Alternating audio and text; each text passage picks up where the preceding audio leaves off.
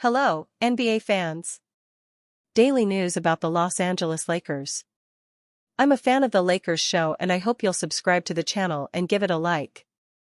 The Lakers signed the talented and controversial DeAndre Ayton, who averages 16.4 points, 10.5 rebounds, and 1 block per game, shooting 59% from the field in his career. His defense remains uncertain. He also arrives after 2 difficult years in Portland, plagued by injuries and criticism of his play. Therefore, the Lakers' plan is to bring in a veteran to share minutes, and the current favorite is Al Horford. Horford could be the ideal balance for the Lakers roster, and the center position will be strong throughout the season. Al Horford, 39, still has plenty of energy left in him. An NBA champion with Boston, he remains one of the most intelligent and versatile players in the league. Last season, he averaged 9.0 points, 6.2 rebounds, 2.1 assists, and 0.9 blocks per game, while also converting 36.3% of his three-pointers. Horford could help organize the paint, close down the gaps on defense, and even serve as an offensive facilitator, especially when Doncic is on the bench. He could be exactly the kind of role model Ayton needs to rediscover his best form. Bringing in a player of Al Horford's caliber could make all the difference. The Warriors are confident in signing center Al Horford, but the Lakers could swoop in and steal Horford from the Warriors, which would be a huge loss for the Celtics. They would prefer him to go to virtually any team other than Los Angeles. Horford's move to the Western Conference would certainly hurt the Celtics less, but they would prefer him to stay in the East if it meant he wouldn't play for the Lakers. Horford is still a decent player, so he can help the team as a backup center. He can rebound and shoot enough three-pointers to warrant playing around 20 minutes off the bench. DeAndre Ayton is set up to thrive for the Lakers, but will he? The Lakers offer DeAndre Ayton a great chance to impact winning on a contender. Can he fulfill his promise to do it? Welcome to our Lakers season preview series. For the next several weeks, we'll be writing columns every weekday, breaking down the biggest questions we have about every player the Lakers added this offseason. Today, we look at DeAndre Ayton.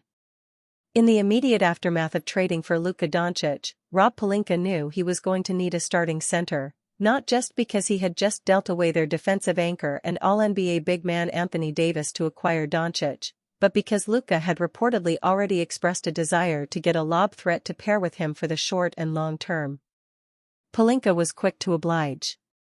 Seemingly hours after calling the center market dry in his presser to introduce Luka, Pelinka stealthily swung for the fences again when he dealt away Dalton Knecht and a future first-round pick for then Hornets big man Mark Williams. A failed physical sunk that deal before it was finalized, leaving Doncic with just Jackson Hayes as his role man, a solution that proved regular season ready only to find Hayes' role greatly reduced in the playoffs. Pelinka, then, knew February's unfinished business was still pressing. But as free agency's top bigs got snatched up in the marketplace, his patience was ultimately rewarded when DeAndre Ayton was bought out by the Blazers. That Ayton shares an agent with Luka is either a lucky coincidence of the type of fortuitous happenstance you explain while offering up the sly grinning emoji in a text message to your friends, but Ayton and the Lakers became partners and, in the process, paired Doncic with the number 1 overall pick from his draft class 7 years ago. So, the Lakers have themselves a starting big man. And not only that, got one who, while recognizing there were real reasons he was bought out and happily traded away from the Suns 2 years ago, is very talented, in his age 27 season and is in his absolute physical prime to pair with one of the players who, over the course of his career, has been one of the playmakers whose ability to uplift the centers he plays is arguably unrivaled. There are questions to be answered and doubters who will either be silenced or vindicated, for sure. But it wouldn't be a Lakers season if that wasn't the case with at least a player or two, right? What is his best-case scenario? It's been cited several times by pundits and fans alike, but Ayton's contributions as starting center for the Suns team that reached the 2021 finals are universally thought of as his peak contributions to winning on a contending team. Ayton averaged 14.4 points and 10.5 rebounds on 62% shooting during the regular season and then saw those numbers climb in the postseason to 15.8 points and 11.8 rebounds on 65.8% shooting. Playing next to Chris Paul, Devin Booker, and Mikal Bridges, Ayton was able to eat as a finisher via pick-and-rolls, dump-off passes, mid and deep post-ups and offensive rebounds. And then defensively, he showed an ability to impact the game not only as a post defender when guarding opposing bigs, but also as a rim protector. What the Lakers are hoping for is exactly this, replicated for their team. But instead of CP3, Booker, Bridges, Crowder, and Johnson, you have Luka, LeBron, Austin Reeves, Marcus Smart, and Rui Hachimura playing in roles that not only set him up to thrive on offense, but offer enough defense within the Lakers' schemes and concepts to allow Ayton to hang near the paint where he can use his frame and length to be a deterrent around the rim while gobbling up rebounds. Going a step further, in the best-case scenario, Ayton is even better on offense with these Lakers, serving as the primary screener for Luka, LeBron, and Reeves, three players who, in their respective ways, can open up the game for him in ways that cumulatively surpass what those Suns team were able to do for him. This isn't some sort of stretch, either. There may not be a better PNR practitioner in the world than Doncic, and in LeBron and Reeves, there is another historically great partner who has long made the lives of his big men easier and an up-and-coming creator who, if nothing else, will allow Ayton to get a ton of action in the short roll via pocket passes while also having great lanes to the offensive glass. It's not hard to imagine, then, Ayton scoring double-digit points a night purely off lobs, pocket passes, dump-offs and offensive rebounds. Add in his ability to score via post-ups, mid-range jumpers, and via rim runs in transition, and it's not hard to see Ayton consistently reaching his career average of 16 points per night, with there almost certainly being nights where he is scoring 20-plus points with ease against teams who simply do not have the defensive resources to deal with as much perimeter talent as the Lakers while still devoting size and physicality toward Ayton. What is his worst-case scenario?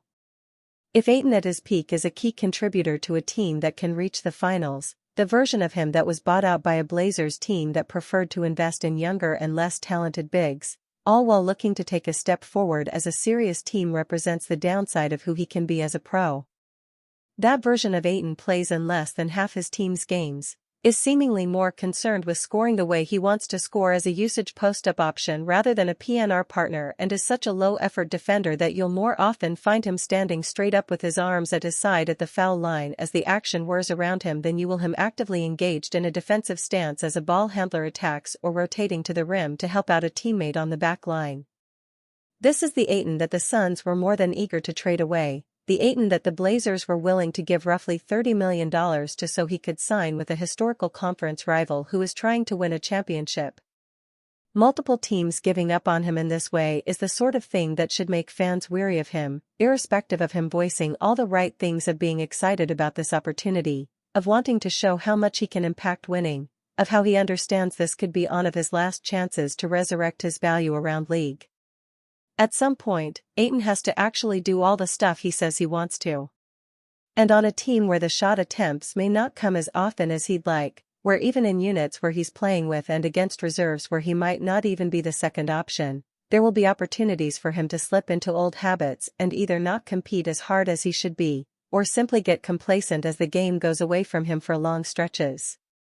Add in the fact that both Luka and LeBron have shown a history of lingering too long on the other end, arguing with refs or just generally not getting back on defense with much vigor. It's not far-fetched to imagine Ayton floating in and out of serious basketball while the leaders of the teams don't always give their all. In other words, if things spiral for whatever reason, Ayton isn't likely to be the person who plugs the holes, but instead has the potential to be a sort of human Drano who helps facilitate the circling of the drain even more. And while I believe the leadership on this team is such that they won't allow him to be the reason things fall apart, if things go that way naturally outside of him, he has the potential to follow right along. And, lastly, head coach J.J. Redick is the exact sort of coach who not only doesn't go for the BS of non-effort from players who clearly know how to give it, but that's going to be even more true for players whose roles and minutes are predicated on them providing dirty work, defense, rebounding and general commitment to the things that drive winning. And if Redick isn't getting those things, he can and will be demonstrative towards the players not giving their all. This is the sort of cocktail that can be explosive and potentially toxic, which is another variable to account for when thinking of the ways this could not only go wrong, but terribly so. What is his most likely role on the team? Ayton will almost certainly walk into 28+ minutes per night as the team's starting center. Simply due to his role as an on-ball screener for Luka, LeBron, and Austin, he'll serve as a primary offensive player who gets great finishing chances in and around the paint and, in some matchups, he'll almost certainly get a larger slice of the offensive pie via post-ups and little mid-range jumpers as teams load up to stop the team's trio of perimeter shot creators.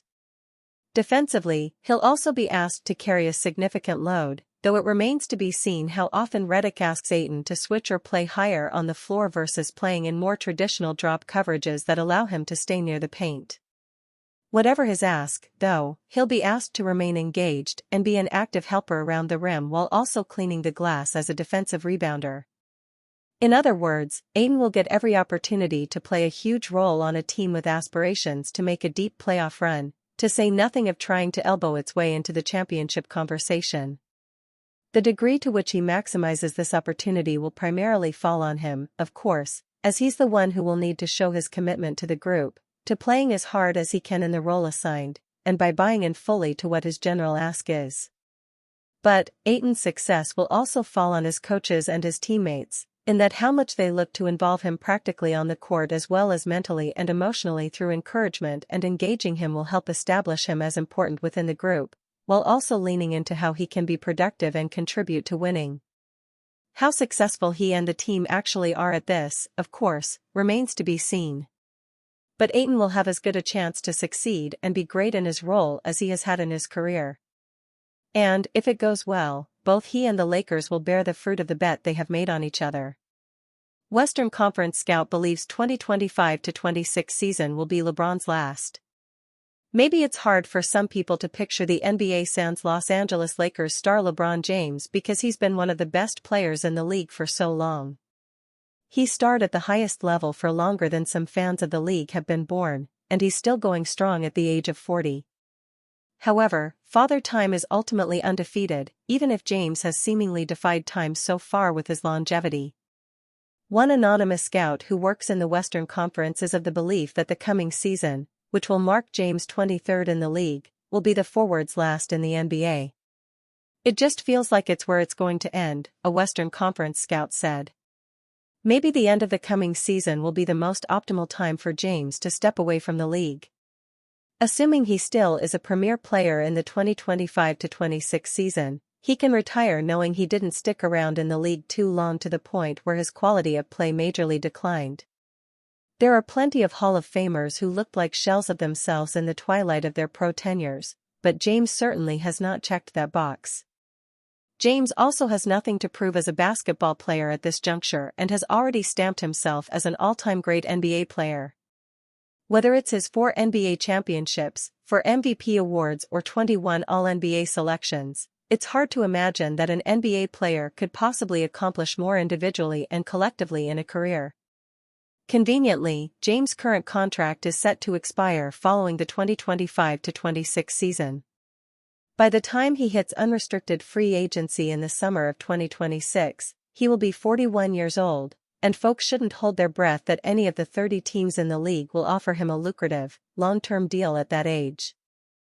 Los Angeles Lakers title hopes start and end with overlooked player Alyssa Thomas with 18 points versus Minnesota Lynx. Despite 40-year-old LeBron James serving as a focal point, the Los Angeles Lakers are in the midst of a retool and youth movement. As the team pivots to Luka Doncic as the face of the franchise, it is expected that they will spend money to retain Austin Reeves next summer instead of James. Of course, the Lakers have an entire season to get through before then, and they are definitely in the mix. Despite losing Dorian Finney-Smith in free agency, the Lakers remain one of the best teams in the Western Conference thanks to the additions of Jake LaRavia, Marcus Smart, and DeAndre Ayton. Ayton and Jackson Hayes are the only 2 true centers on the roster, and while Ayton has had his fair share of ups and downs in his career, Los Angeles will lean on him as their most important player. DeAndre Ayton named Los Angeles Lakers key piece. The three best players on the Lakers are pretty obviously Doncic, James, and Reeves, in that order. After that, things get murky, and the Lakers will need their role players to successfully step up. After losing Finney-Smith, wing defense is a massive concern for the Lakers, although all of their major flaws could be fixed if Ayton can hold down the paint as an above-average starter. DeAndre Ayton is the piece, said Bryce Simon on the September 22 episode of the Game Theory podcast. If he comes in and he's a lob threat and figures out things defensively, or what if he does develop chemistry with Luka in the pick and roll? Or has some chemistry with Austin Reeves in the second unit if they're playing together in second units? All of a sudden, this is a hole in the team that gets answered. A lineup with Doncic handling the ball, James serving as a secondary scorer, and Reeves and LaRavia spacing the floor only works if Ayton fills his role well, which is why he is the most important player on the team. Lakers don't have a backup for Ayton. In his 7 NBA seasons, Ayton has averaged 16.4 points and 10.5 rebounds while being an efficient interior scoring threat. He is far from a star, although the Lakers don't need an all-star down low, just someone reliable. While he will have less responsibility than the three stars, the Lakers don't really have a backup plan if he gets injured or falls short. In the event that one of the stars misses time, the other two can shoulder a larger scoring load, although the Lakers don't have another proven pick-and-roll scorer or rebounder. No matter what the wing situation is, if Ayton is a disaster, you have to go solve that, even if LaRavia, Connect, and Hachimura aren't the answer on the wing, Simon added. While James, Reeves, and Doncic are not great defenders, all of them can be capable, giving LA some flexibility on the wings if needed. Hayes is a better defender than Ayton, although he has rarely been used as a starter and was benched by J.J. Redick in the Lakers' first-round playoff exit, so the brunt of the frontcourt play is clearly on their offseason addition. LeBron James' immediate future gets cryptic Rich Paul message. Rich Paul says that many should focus on the present instead of the future when thinking about LeBron James. With the NBA season slowly approaching, many people are wondering what the future will look like for LeBron James. He will be entering his 23rd season this year, and though he is still playing at a high level, everyone knows that the end could be near for the Los Angeles Lakers star. James added more fuel to the fire when he exercised his $52.6 million player option for the upcoming season. That led many to think that James could possibly ask for a trade and look to go to a contender during the season if the Lakers are not competing for a championship. With all the questions that are surrounding James, his agent, Rich Paul, says that everyone should focus on the present, according to ESPN's Shams Charania on NBA Today. It's important not to worry about the future when it comes to LeBron James. Just appreciate the present, Paul said to Charania. It was definitely a cryptic message regarding James, and that added more questions to what his future could look like after this season. With Media Day coming up in about a week, there's no doubt that James will be asked more about the topic. In a recent poll, NBA insiders were asked where they think James will play next season, and most of them predicted he would retire, according to ESPN's Tim Bontemps. If I was taking the Lakers or the field, an Eastern Conference scout said, via Bontemps, I'd take the field. But I'll take the Lakers over any specific team, especially given they are the one with a clear path to pay him. A Western Conference scout who thinks James will be retired by next season said, it just feels like it's where it's going to end. It will be interesting to see how the season will play out for James and what the future holds. LeBron James predicted to leave Lakers for Warriors. Op 10 plays of the week. Veteran forward LeBron James has been predicted to leave the Los Angeles Lakers for the Golden State Warriors in the 2026-27 season. In ESPN's offseason survey, 2 out of 20 insiders selected the Warriors as James' next team after he completes his final year with the Lakers. James, who exercised his $52.6 million player option for the 2025-26 season, will play on an expiring contract for the first time in his 23-year career, with the opportunity to test the free agency market. As James enters his 23rd NBA season, and after the drama that played out after he opted into his contract this summer, there has been plenty of speculation about his future, wrote Tim Bontemps. There was far from any sort of consensus among the respondents here, however, with one Eastern Conference scout summing up the general sentiment well. LeBron, Lakers split inevitable? The survey, which included insights from 20 coaches, scouts, and executives across the NBA, concluded that James is more likely to play for a different team than the Lakers in the 2026-27 season. The following is the breakdown of the votes received. "If I was taking the Lakers or the field," said one anonymous league executive, "I'd take the field. But I'll take the Lakers over any specific team, especially given they are the one with a clear path to pay him." There also, though, were a few who thought this year will be James' final trip around the association. "It just feels like it's where it's going to end," a Western Conference scout said. Will LeBron call it quits? As the survey indicated, many insiders expected LeBron James to call time on his illustrious career after the 2025-27 season. The man himself has dispelled the retirement talk through various media appearances this offseason. During his appearance on 360 with Speedy, James was asked if his newfound love for golf was his way of hinting at retirement. "I'm not hinting at anything," James said. "Obviously, I know I'm on the other side of the hump, for sure. Come on now, I'm not about to play another 23 years, that's for damn sure, and I'm not about to play another 10. I'm definitely gearing up to where the end is, I'm not there yet. Listen, guys, every time I pick up something new, it does not mean retirement," James added. "It's just something I want to do, just a little hobby. But retirement is coming, it is coming. It's just not here just yet." James, however, acknowledged that he was close to the finish line. "Retirement is coming. It is coming. It's just not here just yet," he told Complex.